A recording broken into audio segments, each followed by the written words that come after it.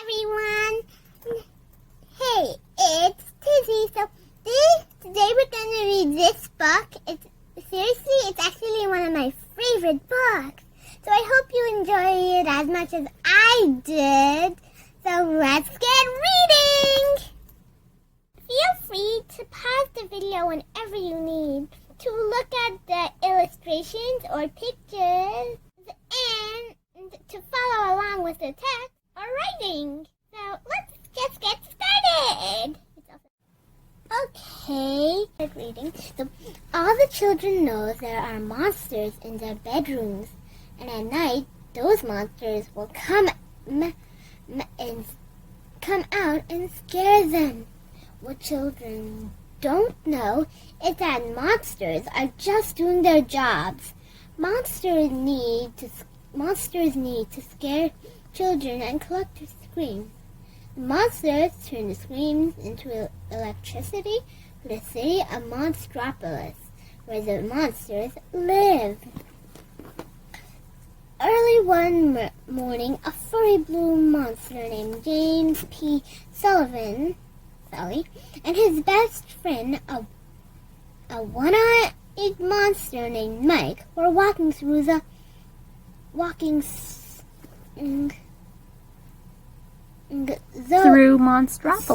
Monstropolis. They were on their way to work at Monsters Incorporated, where Sully was the best scarer at Monsters that Monsters Incorporated ever had. Mike was his assistant. Mike and Sully stopped in the lobby of Monsters Incorporated. Happy birthday, Mike said to his girlfriend Celia. Oh, googly woogly, you remembered, Celia said happily. Mike was taking her out to dinner that evening, and she knew he had picked a great restaurant. Then Sully and Mike went up to the workers' locker room and got ready for work. All of a sudden, a large chameleon-like monster named Randall appeared out of nowhere. "Ah!" shouted a surprised Mike. Randall could make himself invisible by blending into any background, but he was jealous of Sully. Randall wanted to be the best scarer at Monster Incorporated. He was determined to beat Sully somehow. Mike and Sully left the locker room and went to the scare floor. There were lots of monsters. Lots of monsters had gathered in front of a long row of doors. These were the doors that led monsters into the bedrooms of children in the human world. Red lights were lit above the doors to show that they were ready. It was time for the scares to begin. The monsters headed for the doors. "Hey, may the best monster win," said Sully. "I want to," snarled Randall. Randall quickly scared a lot of kids and collected a lot of screams. His assistant, Fungus, proudly pointed to the scoreboard. But that day, Sully opened the door to a children's slumber party. He scared all the children there, collecting more screams from a single door than any other monster. He was still the top scarer at Monsters Incorporated. Suddenly, someone shouted, 2319! We have a 2319! A child's sock had been spotted on the back of a monster named George. 2319 meant that special agents from the Child Detection Agency, the CDA, had to come. They had to decontaminate George. After all, every monster knows that children and their things are Soon the workday was over. Just as Mike was about to leave with Celia, a monster named Roz stopped him. Roz was the monster in charge of paperwork. Mike had forgotten to hand in his scare reports again. Sally told Mike that he would take care of it for him. So while Mike left with Celia, Sally headed back to collect Mike's paperwork. Back on the scare floor, Sally felt something on his tail. It was a little girl grabbing his tail. Like the other monsters, he was terrified of kids. They were considered even more toxic than their socks.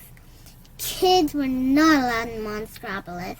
Panicking, Sally tried to find the right door so he could put the little girl back in his room. In her room. But the little girl wasn't scared of Sally at all. Kitty! She called to him. She wanted to play.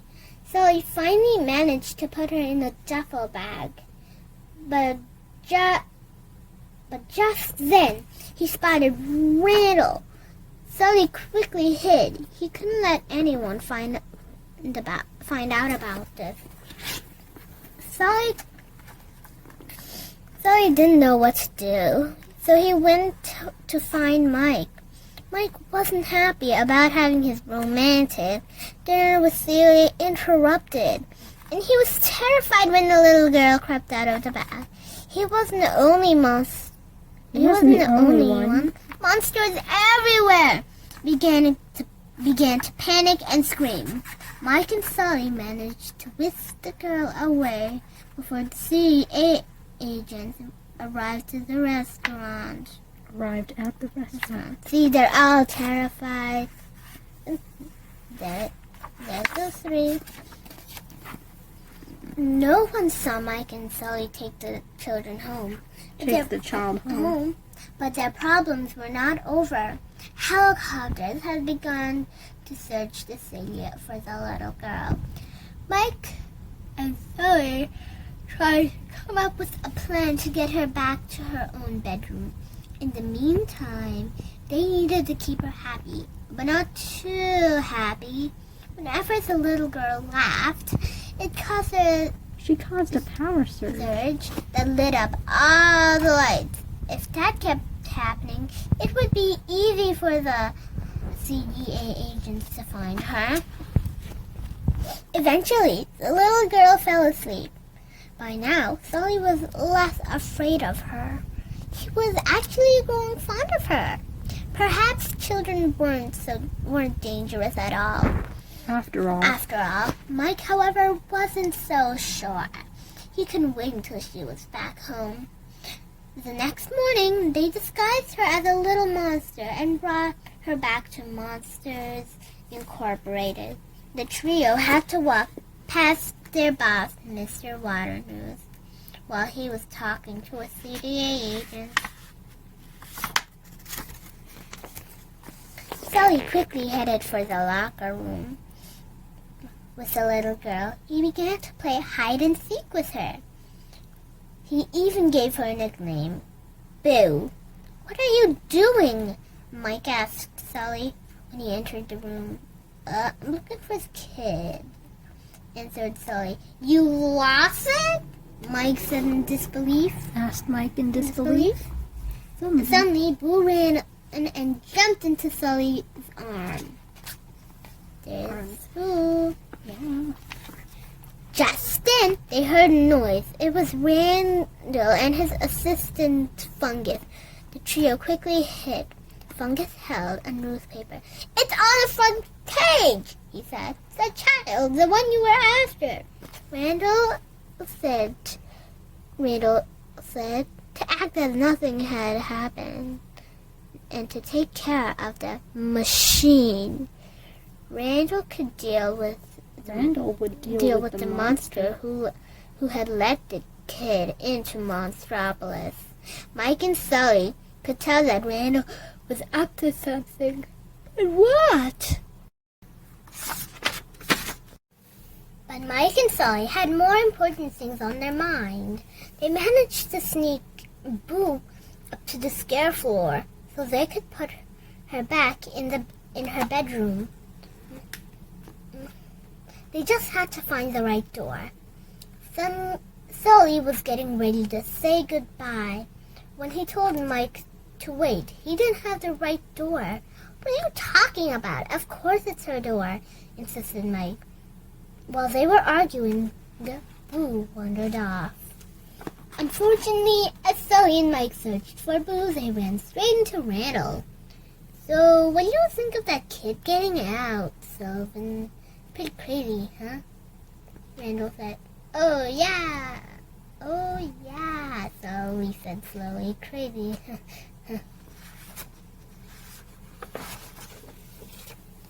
Then Celia appeared. Last night was one of the worst nights of my entire life, she shouted at Mike. Randall listened in, looking at his paper closely. He spotted Mike in the picture at the restaurant where the kid had been seen. Suddenly, Randall realized that Mike and Sully had the kid. Mike could see what was coming, so he tried to run away. But Randall soon caught up with him. Where's the kid? He demanded, pushing Mike up against the wall. I don't know, Mike sputtered. But Randall didn't believe him. He told Mike that he'd better meet him at the kid's door when all the other monsters left for lunch. But he'd better make sure that the girl was there so they could get her back into the human world. Meanwhile, Sully was still searching for Boo. He rounded a corner just in time to see her fall into a trash can. No! He shouted as two monsters wheeled the can up to a compactor. By the time Sully reached the compactor room, everything but one eye sock had been crushed into a tiny cube. Sully was heartbroken. Mike caught up with his friend. Sully, great news, buddy. I got us a way out of this mess, but we gotta hurry. Before Mike could finish, he heard the sound of Boo's voice. She hadn't been crushed after all. With a smile, Sully hugged Boo tightly. Mike, Sully, and Boo hurried back to the scare floor. Boo's door was in Randall's station, just as Randall promised. Just as Randall had promised. But Sully came to a sudden halt. Randall! They couldn't trust Randall. He was after Boo. Mike was sure that everything was safe. To prove it, he entered Boo's room and jumped up and down on her bed. Just then, a box snapped closed over Mike. It was a trap. Sully and Boo hid while Randall grabbed the box and loaded it onto a cart, thinking it was Boo. Randall carried the box away. Sully had to do something to help his pal, but he also needed to see what Randall was up to. So he and Boo followed Randall, but soon they lost him. Luckily, Boo discovered a secret passageway. At the end of the passageway, they found Randall's secret lab. In it had a machine that could suck the screams out of a child. But now Mike who was strapped to the machine. Randall was furious. He wanted to know where the little girl was. Of course, Mike wouldn't tell him. Just then, Sully pulled out the machine's plug then Sully, and he, Boo, and Mike managed to get away. The three friends raced down the hall. Mike was desperate to escape, but Sully had another idea. He decided to go to Mr. Waternews, his old friend, to help. He explained about Randall's evil plan to take screens from children with his machine. To their surprise, Waternews picked up Booth and pushed Sully and Mike through a huge metal door into the human world. Mike was furious. "Oh, what a great idea," he shouted at Sully. "Going to your old pet Waternews. Too bad he wasn't on the whole thing." But Sully could only think of saving Boo, and he knew they couldn't go back the way they had come. Suddenly, a giant shadow covered the ground. They looked up to see a creature that looked just about as scary as they did. He was called a Yeti, the abominable snowman. Abominable. Abominable. Abominable. Abominable snowman. The Yeti told Sully that there was a village nearby. This gave Sully an idea. If he had found a child's bedroom, it might lead him back to Monstropolis. Quickly, he had built a sleigh from the supplies in the Yeti's cave and set off. Mike was too angry with Sully, so he stayed behind.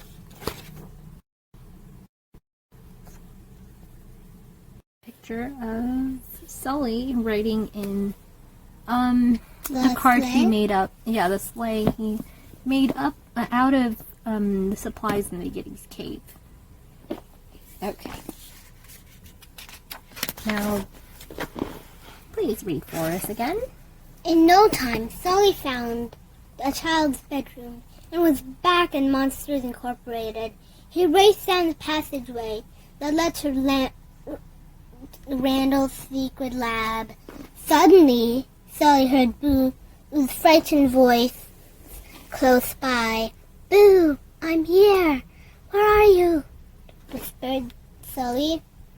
Sully was horrified to find Boo strapped to the screen machine, more frightened than ever before. Sully roared in, smashed the machine, and rescued Boo. The machine was crashed to the ground and slid into Waternews and fungus, spinning them off to the wall. "Stop wasting time! Finish him off!" Waternews shouted to Randall as Sully and Boo escaped. Sully and an invisible Randall fought furiously over Boo in the middle of the fight. Mike came back just in time to hit Randall with a snowball. This made Randall just visible enough that Sully could punch him.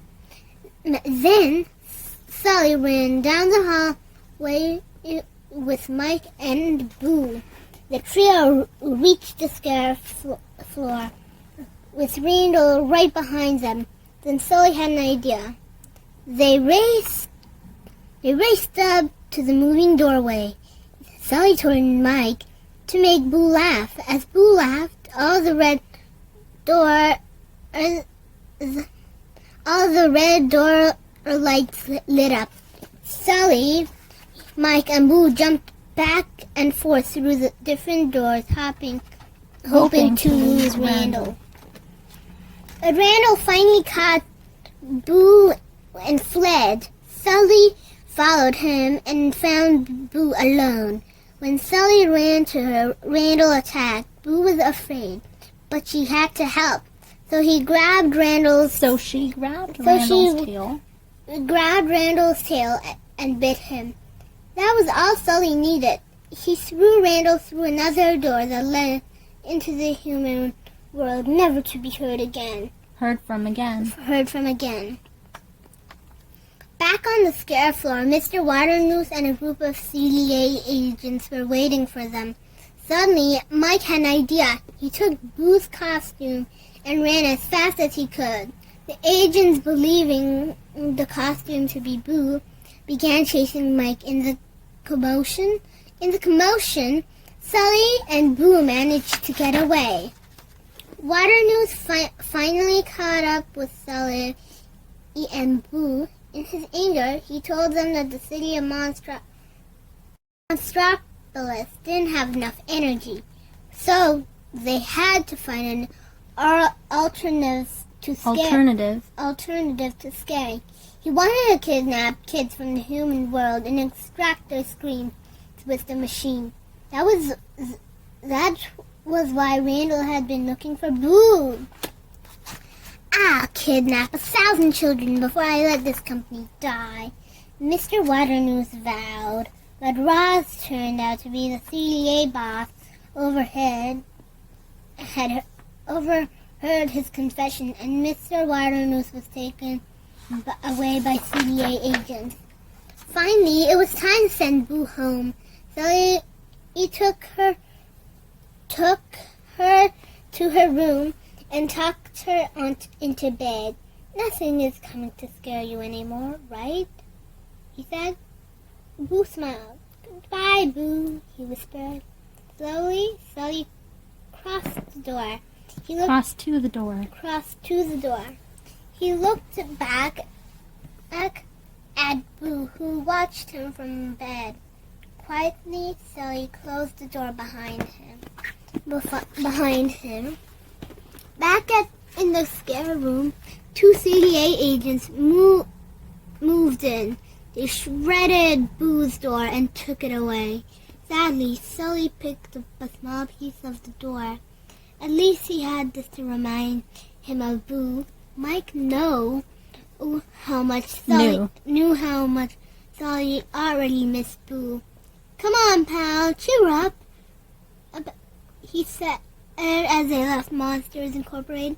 We got Boo home. I'm sure we're both out of the job. But hey, at least we had some laughs along the way.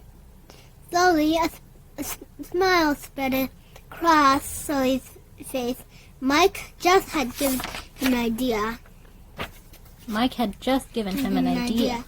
Time passed, and Sully turned the scream floor into a laugh floor. There, monsters made kids laugh instead of scream to get energy. Boo had showed them that laughter was 10 times as powerful as scream.